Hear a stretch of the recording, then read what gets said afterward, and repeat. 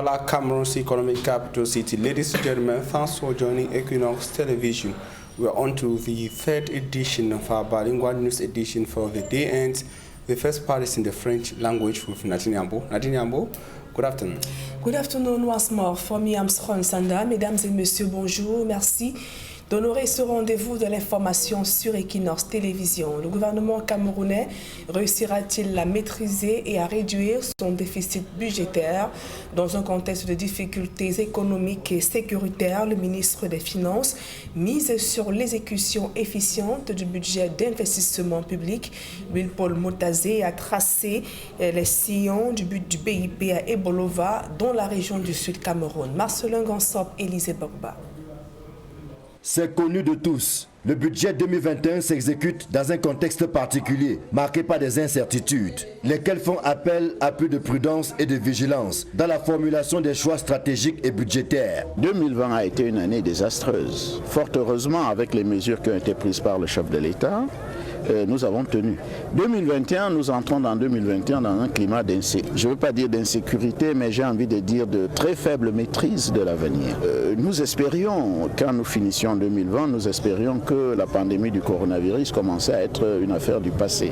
Mais lorsque nous suivons l'actualité, nous nous rendons compte que le problème reste entier, s'il ne va pas s'aggraver. Il y a la crise sociopolitique que nous connaissons. Bref, il y a une espèce d'incertitude. Et cette incertitude nécessite que tout le monde se mette à la tâche. D'abord par une gestion optimale des recettes, par une exécution très rationnelle et prudente des dépenses.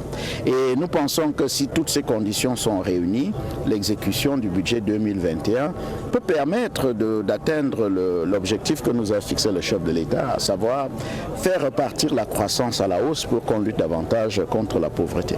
Pour relever les nombreux défis, le gouvernement mise sur l'optimisation de la mobilisation des recettes fiscales, non fiscales et douanières. La relance de l'économie et le soutien aux acteurs économiques font partie des priorités de ce budget, dont l'exécution coïncide avec la reprise de la pandémie de la Covid-19. À Ebolova, tous les freins à la bonne exécution du budget d'investissement public ont été passés au scanner. Des corrections et réajustements ont été suggérés en attendant que les fruits tiennent effectivement la promesse des fleurs. J'ai eu l'avantage d'être assisté par mes collaborateurs, par les collaborateurs de M. le ministre de l'économie, par les collaborateurs de M. le ministre délégué à la présidence chargée des marchés publics. Et leurs exposés techniques ont été extrêmement édifiants parce qu'ils ont insisté non seulement sur ce que la loi de finances 2021 dit, les avantages et les soutiens qu'elle apporte aux opérateurs économiques, mais également les conditions qui sont indispensables pour une bonne exécution du budget. Le phénomène des chantiers abandonnés ou mal exécutés se dispute la vedette avec les projets morts-nés et ceux qui n'ont jamais connu un début de réalisation. Les différents acteurs de la chaîne d'exécution budgétaire ont été appelés à jouer à fond leur partition afin que les mots décriés aujourd'hui se transforment en réussite demain. Bon à savoir, la loi de finances 2021 veut réduire le déficit budgétaire de 1,7 point de pourcentage en le portant de 4,5% du PIB en 2020 à 2,8% en 2021. Ainsi, le niveau d'endettement du pays serait maîtrisé à 4,5% du PIB à moyen terme entre 2021 et 2023, se situant ainsi en dessus du seuil de 70% du PIB fixé par la CEMAC. Et nous ouvrons à présent notre chapitre consacré au CHAN 2021. Comment le gouvernement camerounais va-t-il gérer l'intense flux des usagers à la pénétrante est de la capitale économique Douala, alors que le champ de compétition devrait tripler le trafic de ce côté? Des embouteillages monstres pourraient causer d'importants désagréments sur un axe encore en chantier. Rendu sur les lieux, le ministre des Travaux publics est allé évaluer les travaux d'urgence au niveau du pont de la Dibamba jusqu'à Yassa. Le reportage d'Alastiana, Donald Brice Kamgan. Les explications de Franck Castellan. Devant le ministre des Travaux publics, le directeur général de Razel apporte des réponses aux questions d'Emmanuel Ngannou-Messi. L'entreprise française sous-traite auprès du Canadien McGill les travaux exécutés en urgence à la pénétrante est de Douala en prélude au championnat d'Afrique des Nations. Il s'est agi pour la multinationale d'élargir et de renforcer la chaussée, mais aussi d'aménager les carrefours. L'intense trafic déjà observé ici pourrait tripler pendant le CHAN, Alors il fallait s'adapter. On a aussi mis un premier renforcement, qui n'est pas un renforcement définitif, mais qui fera partie du renforcement définitif, aussi du grand projet qui est en cours, qui permet de remettre la route à un standing digne pour accueillir tous nos invités pour le Chan. Et on a aménagé donc tous les carrefours pour raccorder les travaux qui étaient un peu laissés en retrait.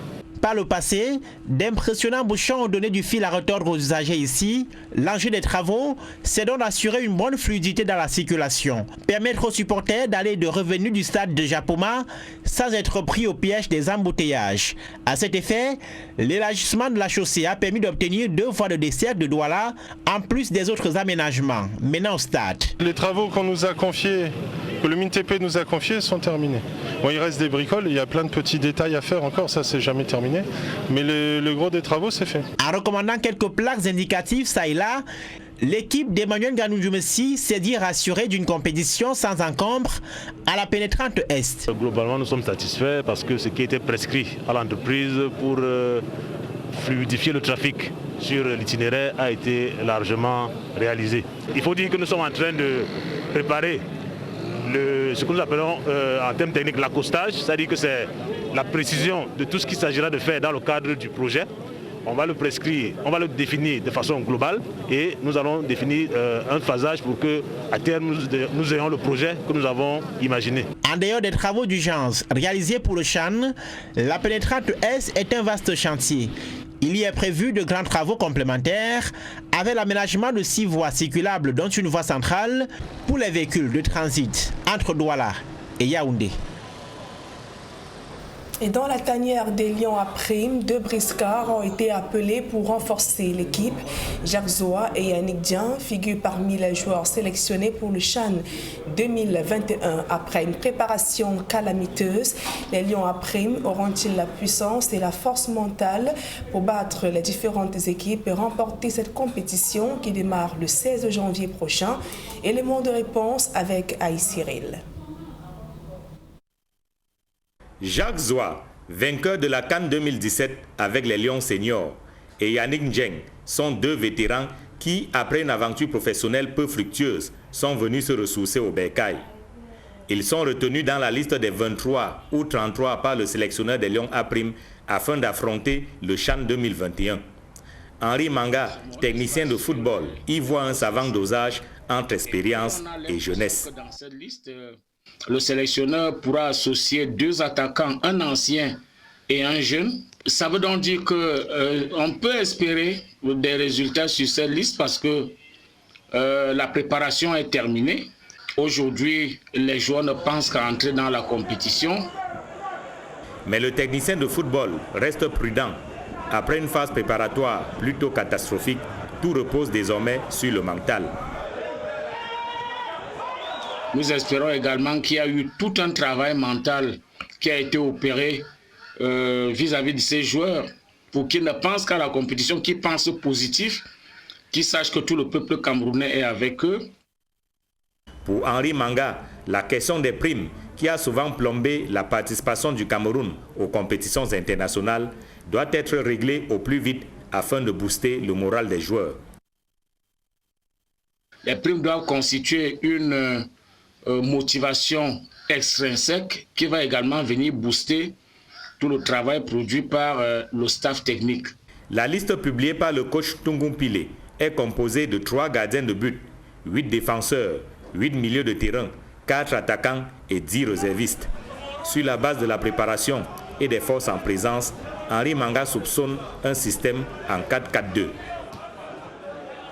Ça démontre que Martin Tungumpile pourrait évoluer avec un dispositif classique en 4-4-2. Ce système peut également être modulable en 4-2-3-1. Le coup d'envoi du Chan, championnat d'Afrique des Nations, 6e édition, sera donné le 16 janvier prochain. Le Cameroun dispute le match d'ouverture contre le Zimbabwe.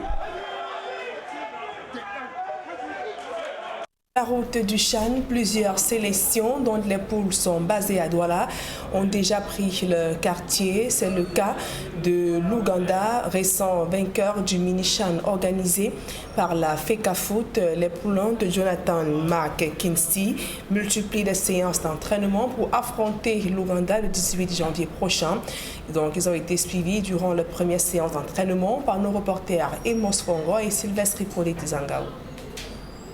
Habitués de la compétition, les crânes de l'Ouganda, récent vainqueur du mini-Chan organisé par la FECAFOOT, s'apprêtent à affronter le Rwanda le 18 janvier prochain, lors de la première journée du Chan dans le groupe C, en attendant de rejoindre le stade annexe de Bepanda. Officiellement retenus pour leur séance d'entraînement, les poulains de Jonathan McKinsey affûtent leurs armes au stade de Perenco en Dokoti.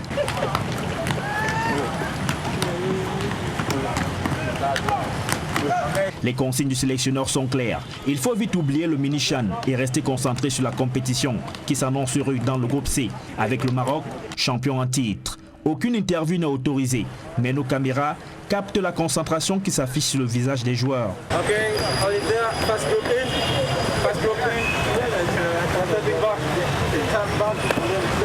En 4 participations au Chan, l'Ouganda n'est jamais sorti de la phase de groupe. Les crânes, à l'image de l'un des meilleurs joueurs de l'équipe, Tony Mawishi, fixent le cap cette édition sur la finale.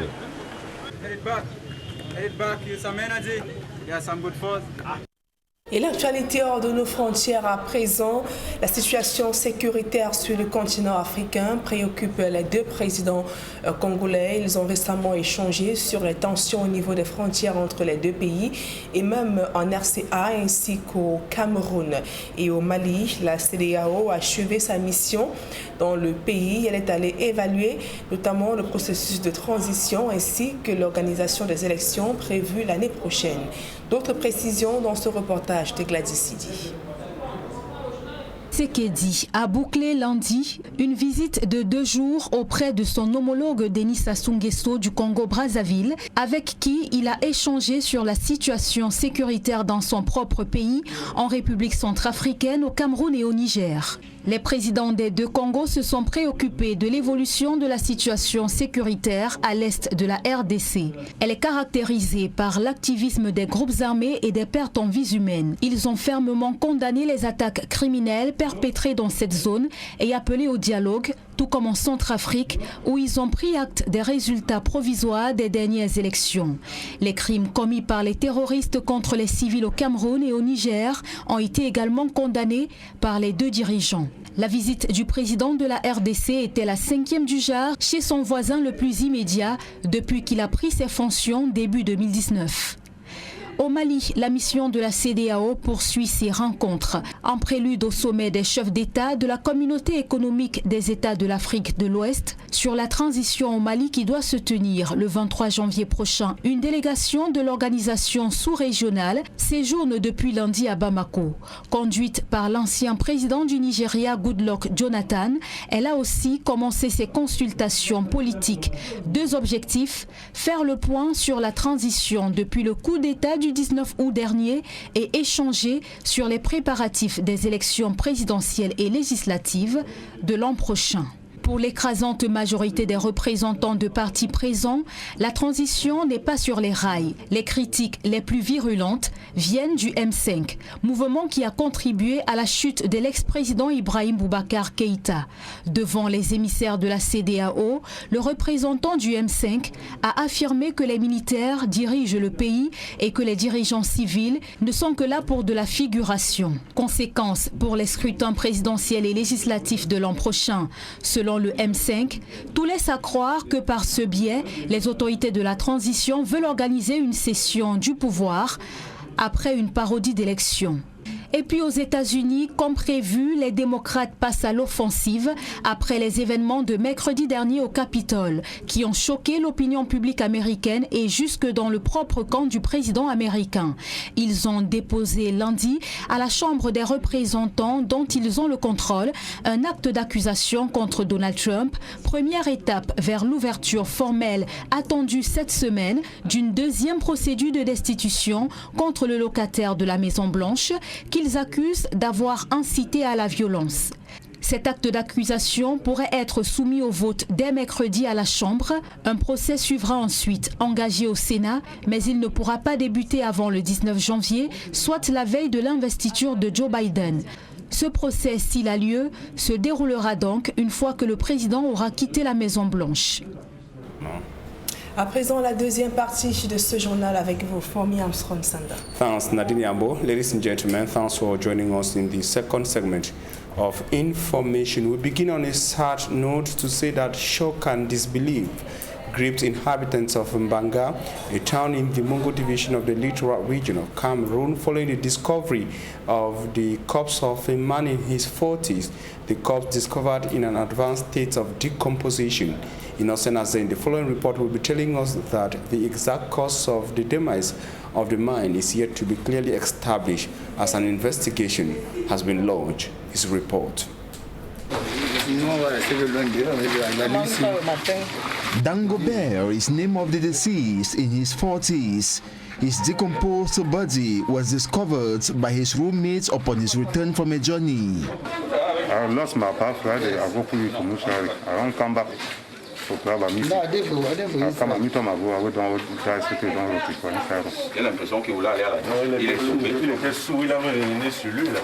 Non, pas certainement. Pas certainement. Je crois qu'il a gonflé. Cause of his death is unknown according to inhabitants of Quarter 16 in Banga. From 7 o'clock, they don't signal me son d'avocat for this ancien auberge. I can't see I'm true say person don't die for this since we don't know who can he die. We don't hide to them against me. The deputy divisional officer and gendarmes who were alerted are investigating what could have killed the man. After we know how we pass, how we they will explain we. For this time, all to one another for security can the move how we don't be smell. The decomposed corpse has been sealed and handed over to the alerted relatives for immediate burial. And we stay in the Mungo division of the littoral region of Cameroon to say that traders of the Melong market are angry. They say they are not happy with the decision of the divisional officer for the Melong subdivision dissolving the executive bureau of the traders of the Melong market. And of course, they think that the decision, or believe that the decision of the divisional officer is politically motivated, targeting the president of the market traders, who according to them has been very effective and efficient in exercising his duties as the president. Details with Immaculate Fogwe. Traders at the Melong market in the Mungo division are at loggerheads with the divisional officer of Melong following his decision to dissolve the market executive bureau and calling for fresh election. Surprised by the decision, the traders strongly denounced the interference of the divisional officer in their affairs. We heard that the divisional officer summoned our president. He does not have the right to do so. The mayor is a person to take such a decision. Our president has carried out a lot of developmental projects in the market. He has equally effectively contained high crime wave. Why try to remove him? And all that they don't put up. It is the pass all. The market president attributes the decision taken to be political. He believes that his detractors are struggling to damage his reputation. C'est une association qui est apolitique. Our association is apolitical. I have put in my best so peace reigns in the market, but some people are determined in destroying our efforts. I am not afraid of the election. My problem is they should stop intimidating me. Traders of the Melong market say they are expecting the divisional officer not to meddle in their affairs so peace and stability could continue reigning in the market. Few days to the official kickoff of matches counting the competition, that is the African Nations Championship CHAN 2021 in Cameroon. The city of Yaoundé, the political capital of Cameroon, is yet to be in the colors of CHAN. Yaoundé city dwellers say the usual pomp and pageantry leading to such events is absent in Yaoundé. They say major billboards and roll-ups are not visible in road junctions and streets in neighborhoods in the political capital city, and they have been wondering if there really exists a local organizing committee. Details in the following report.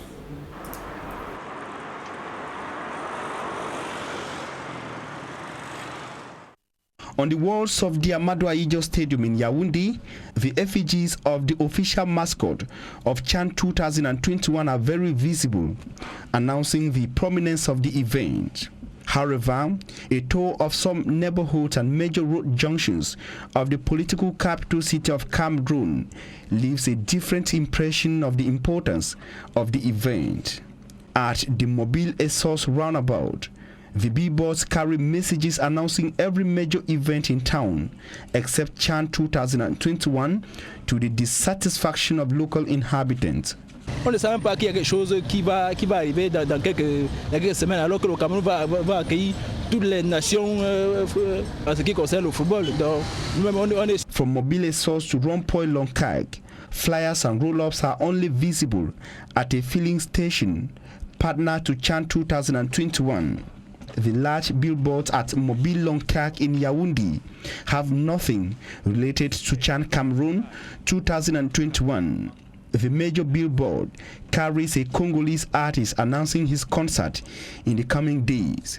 A similar situation at the famous and busy Avenue Kennedy in Yaoundé, where nothing related to CHAN 2021 is seen on the billboards. The people wonder if there is a local organizing committee.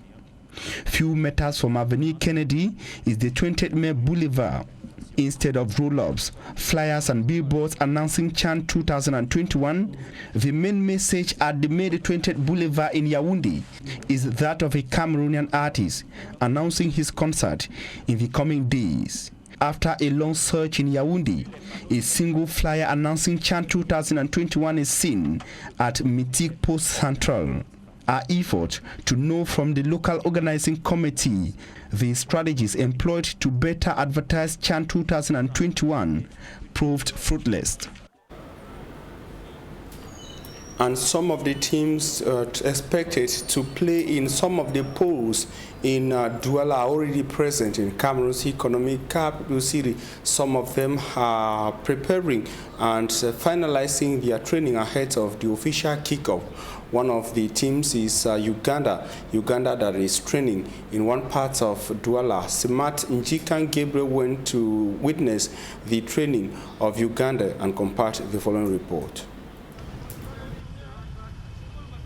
We are at the Perenco Sporting Ground here in Douala, around in Dokoti, where the Cranes of Uganda are warming up for the African Nations Championship, the group matches. Uganda already are in their fifth participation, owing to the fact that when this competition started in Sudan in 2011, they were present and they have participated in 4 previous editions before this 2020 edition that Cameroon is hosting. Uganda have never crossed the group stages of this competition, but with their early arrival in Cameroon to participate at the pre-CHAN competition against the likes of Zambia, Niger, and Cameroon, the host nation, Uganda ended on the first position with 7 points. That is to tell us they had a good pre-CHAN competition. But that is not all, because the main tournament begins in the days ahead. And for them to prepare, it is what you are seeing right behind me here, as the Cranes of Uganda under coach Mark Kinstry, they are trying to build up ahead of the competition. Uganda will play the likes of Morocco, Togo,